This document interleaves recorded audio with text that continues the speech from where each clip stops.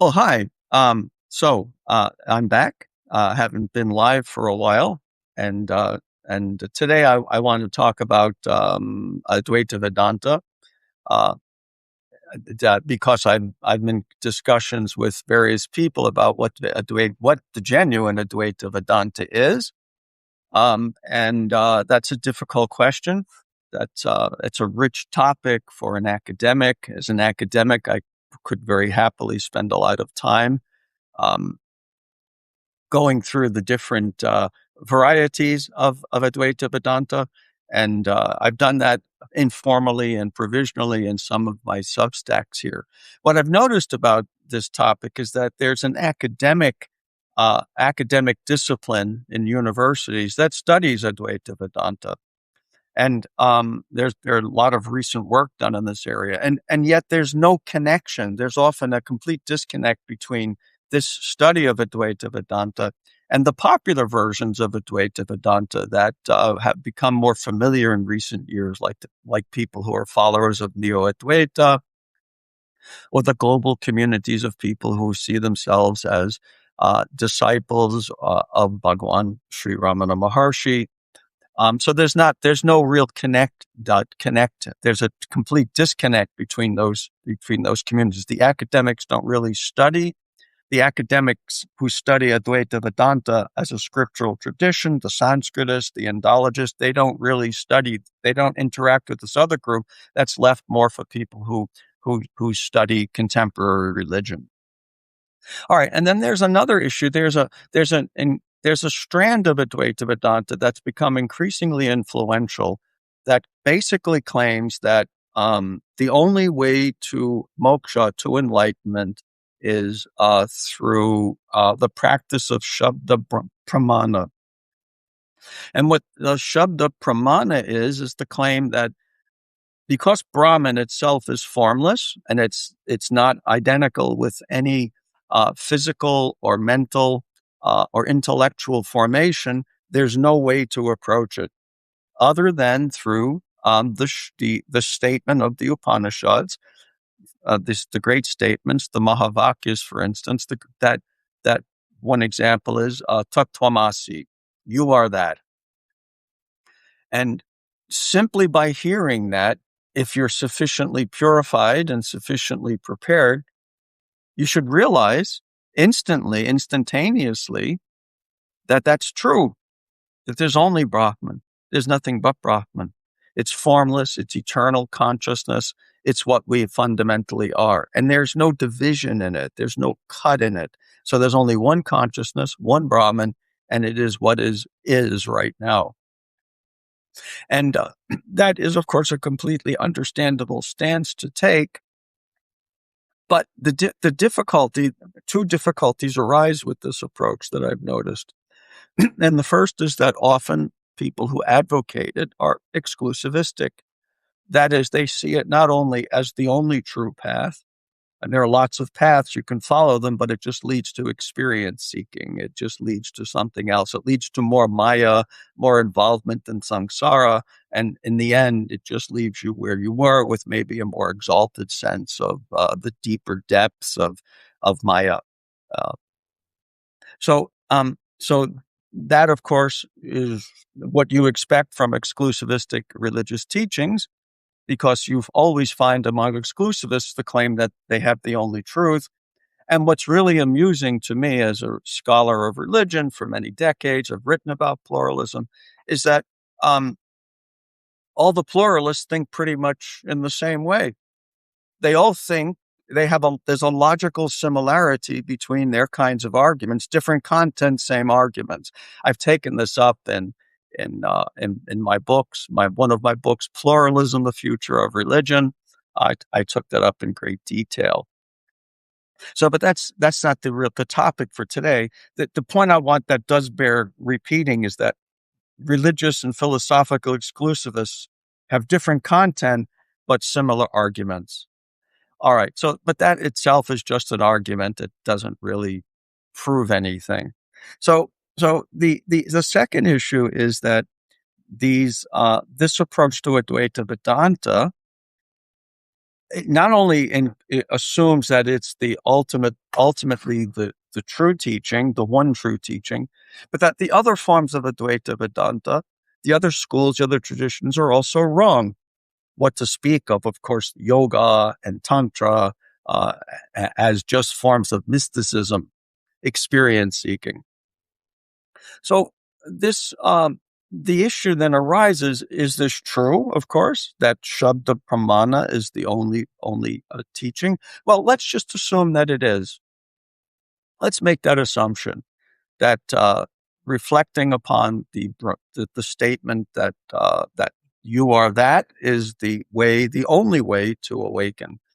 All right. Well, for most people who've had this, who follow this path, in my experience, they understand that intellectually in the way that I understand that today's Wednesday, or that the sun doesn't really revolve around the earth, even though it looks like that. It's actually the other way around. So yeah, that's knowledge, intellectual knowledge, and I have no problem with intellectual knowledge. It's important. But the real test for whether someone has actually attained realization of Brahman through Shabda Pramana, the test is in the change in that entity, that person. So someone like a Ramana Maharshi, who actually spontaneously realized non-dual Brahman, lived a life that was completely different from the life of a person who just has an intellectual understanding of this. So if we have only an intellectual understanding of Brahman, when we come to difficulties in life, sickness, illness, old age, loss, we're deeply affected by it. And immediately we revert to that person who is actually not very enlightened. Whereas the great saints and teachers of this tradition who were enlightened, you can tell that they have actually realized that there's only Brahman, because, I mean, in the end, when they are faced with illness, suffering, and so on, they don't revert to being frightened, scared, or egocentric. How could they? There's only Brahman. And all of this is an illusion. That's how Brahmana Maharshi often referred to these to experiences like that. And one only has to look at the way in which he he physically endured his final illnesses. So I think that it's important, when speaking about Shabda Brahmana, to realize that most people who speak about it are basically most people who speak about attaining Brahman realization through Shabda Pramana have attained an intellectual realization. They know the difference. They understand the difference between the rope and the snake. They know that. I mean, it's pretty easy to understand the basic teaching, this basic teaching. There's only Brahman. We are it. There's only consciousness. And any distinctions within that is illusion. And the difference between knowledge, jnana, and non-knowledge is knowing that snake on the ground is actually a rope. What a relief. Okay. So then that means that and this, what I'm saying, of course, very informally here, is also grounded in texts from the Advaita Vedānta tradition. It's not just there's only one true school of Advaita Vedānta, especially one that just arose in the last century. That's sort of like what happens in other religious movements, where a new religious movement arises. It claims to be the only true expression of that movement, even though the religion is a couple of thousand years old, and the new movement is 20 years old, 50 years old, 100 years old. Okay, so the test then is the test is whether one has realized that, and there's no one left to realize it. There's no one left who can be subjected to suffering, even if the body is suffering, because that person has attained insight. So for me, that's important to bring that point to bear, because in my experience, which is limited, many people mostly people I've known were they were followers of Neo-Advaita, but some other traditions as well, some other versions of Advaita Vedanta. They speak about enlightenment and they talk about realization, but they have not proven that they have moved from an intellectual understanding to a profound enlightened standpoint. And so that test is very important to keep in mind. And I just wanted to speak about that for a few minutes today here live. And I guess what I do want to also raise another point, and that is that um, this more recent school of Advaita Vedanta often sees people who follow other paths as just being experience seekers. And that's similar to religious traditionalists who see people who travel from one religious tradition to another as kind of cafeteria. It's like going to the cafeteria, the delicatessen, and just picking something out and throwing it together, and you call it your spiritual life. Yeah, these are caricatures. If maybe there are people like that, but most people who are serious spiritual seekers do understand that there is a difference between having experiences and actually insight into the nature of reality. This isn't something that's exclusive only to Advaita Vedanta. In the Christian mystical tradition, it's pretty clear that experiences of a mystical union, which are very similar to the jhanas in Buddhism and to the stages of samadhi in the Yoga Sutra. I wrote a book about that. It's called Yoga, Meditation, and Mysticism. That the experience of union with God, it's not really in the end an experience. It's not an emotional, physical experience. It's not a feeling of being focused, intensely focused. It's actually an insight, a clarity, a knowing that transcends all physicality of the divine. And it's not something that is just easily dismissed as experience seeking, because when it comes to this, after the surrender of much of what we are, in fact, in the end of all that we are, and in the Catholic mystical tradition, the stages of union, the jhana samadhi-like stages of union, are also interspersed between them are the nights of purification, of which there are two: the night of the senses, the night of the spirit, colloquially referred to as the dark night of the soul. So there's a purification that goes on as one more deeply allows oneself to be led into the depths of the spiritual life. And that's quite different from experience seeking, as if somebody were a kind of spiritual junkie looking for the latest drug or something. It's a caricature. It's not a helpful caricature. And it's a hurtful caricature.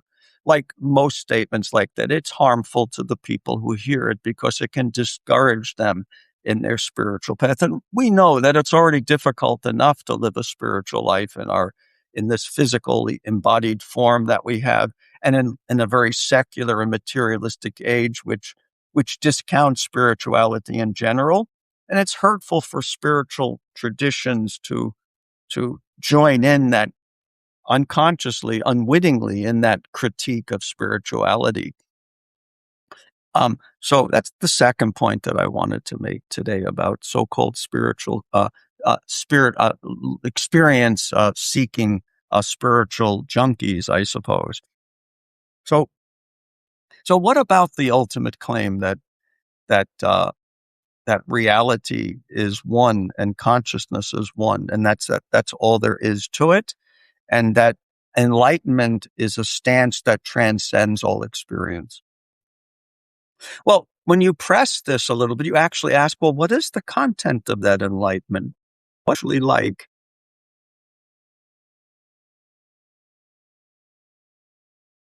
What is it actually like? And I mean, obviously, from our intellectual and psychological and physical perspective, it's a blank. It's a blank screen. We can't understand it. There's nothing that's like it, because all of this is an illusion. All of this has form. Fair enough. So in order to know that, we would have to be completely other than what we are. But when we do realize it, if there is a realization, advocates of this position often simply say that it's just to experience this world, but without attachment to it and without an ego center.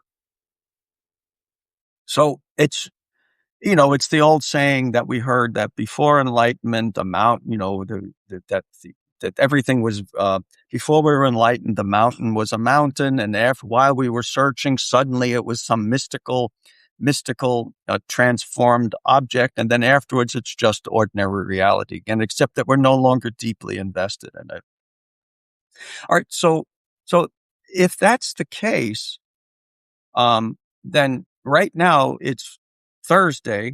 And as an enlightened being, I would experience Thursday like everyone else. And I wouldn't, be looking for any mystical depth to it. But because I was not egotistically invested in it, it wouldn't affect the fundamental consciousness. So the question then arises, why do we have to, like materialists and physicalists, limit what we experience as an enlightened person on this Thursday morning to just what my physical eyes see? Just like a physicalist or a materialist. Why not, if you're an enlightened being, if actually you're Brahman itself, if that's what is, why not include all of the subtle realms of the devas that are a part of traditional Hinduism, traditional Buddhism, traditional Christianity? Why see them as just products of the feverish, experience-seeking, spiritual addict mind? That they're actually part of Thursday's reality, except most people can't see it. They can't see it because, well, they're not interested in it, or they haven't engaged in the spiritual practices that awakens our knowledge of these subtler realms. So that's what I would say. That's my basic response to the idea that enlightenment is just basically understanding a few basic truths from the Upanishads, and then you just go back to your everyday life, just like it is right now, except now you're enlightened. So it makes me think of someone I met years ago. I used to lead a group that was dedicated to practicing Advaita Vedānta. It wasn't in the university, it wasn't academic, it was a group of friends. And one person said to me, after having gone to a workshop with one of the then very well-known neo-Advaita teachers, she said, Ken, I'm enlightened now. And my question is, what next? And that's a good question. What next now that you're enlightened? And, this speaks to me, I think, to the reason why Neo-Advaita has kind of waned in the last decade or so. It really burst onto the scene a couple of decades ago. I think two reasons are that it's really easy to learn the lingo of this tradition, the snake and the rope, I am that. There's only one consciousness. We're all it. Since we're already it, it's nothing you have to do. So you don't have to do anything. So that means basically you can go do whatever you like. It doesn't make much of a difference. And so in the end, you're just the same old person you were before, but with a new vocabulary, and you go checking, your computer to whatever it is you need to do for this day. And when you get ill, you really feel it. And when you're frustrated, you feel your frustration. And when you're angry, you get angry. And then after a while, you realize, and if you have any disciples, they realize that you're just another person like anybody else on the bus. So you walk away from that. People leave you as their teacher, and you even give up being a teacher. So that's a problem with that. It in the end, it's empty and it's boring. There's nothing much more to attain there. So this is a caricature of real Advaita Vedanta, in my view, because the greatest saints of that tradition were fully enlightened, but they weren't just enlightened to Wednesday or Thursday morning and its boring, banal qualities. And the Buddhism brings this out clearly. They became omniscient. Why were they omniscient? Because they weren't they any longer. They were Brahman. And Brahman includes all of this. Even as an illusion, if it includes my banal, ordinary Thursday morning experience of the street outside, why wouldn't it include also the spiritual realms? Or are we going to become physicalists and think that this physical world of Thursday morning is all there is? There's nothing beyond that. Everything beyond that is just a fabrication of a fevered brain. No, clearly not. the integrated understanding of the spiritual life, even from the perspective of Advaita Vedānta, if there is only Brahman and I am Brahman, that includes everything in reality, including the subtle realms, which are detailed in the Upanishads, in the Panchakosha. Isn't just the physical realm here. So to have, is Brahman then itself experience seeking when it contains within itself all of these subtle realms and the experiences that one has when one traverses them. All right. So it's not experience seeking for the spiritual seeker. It's actually the experience of the deeper depths of reality. And sure, you can get caught up in it. People get caught up in it. They try to profit from it. They try to monetize it. They make a name for themselves. But we all know that's a spiritual dead end. Every spiritual tradition of any depth teaches against monetizing and becoming addicted to the spiritual powers. But the spiritual powers are there. One only has to look at the life of some of the great teachers. Look at the Buddha. He also exhibited these powers. So the powers are there and they can become a trap, but they're not non-existent. They do exist. So a full-bodied spiritual life can include experiences of these experiences because they're part of reality. And you say, well, no, they're Maya, they're illusion, not part of reality. Well, that leads to a deeper issue. And that's the issue of, well, why are they there? Why is there anything at all? If Brahman is all there is and it's formless, then how is it that anything with form arises? Why is it? And that's a question that Advaita Vedānta just can't answer. And whenever you raise that question, people will say, oh, well, that's a non-question, or it's a non-starter, or who cares? It's purely head stuff. And even Shankara avoided the question when he was asked one time about why there's the appearance of duality when there's only non-duality. And he said, well, why does it appear? And he said, well, it only appears to the one who's illusioned. It's a good answer, but it doesn't answer the question because it's still dualistic. It still implies that there's an experience experiencing something that's not supposed to be experienced. All right. So, so this is why, in my view, this is why I'm not ultimately an Advaita Vedantist, and it's why I'm an eclectic, obviously, but it's not an eclecticism that's purely willful. There's been a definite pattern to the spiritual development over the decades. So that's why I tend more towards positions that actually take our experience seriously as expressions themselves of reality. So yeah, Brahman is formless, but it's the ground of form. You say, well, that's just pure intellectualism. Well, you can say that, but it's also grounded in insight honed over decades of study, reflection, meditation, prayer, reading the scriptures of different traditions, interacting with teachers of different traditions, and laying oneself honestly, as openly as one can, to what is the truth. So I'm not a religious exclusivist. I was formerly, many years ago, I was a religious exclusivist in two traditions. And that's what taught me that exclusivism can't be true. Excuse me.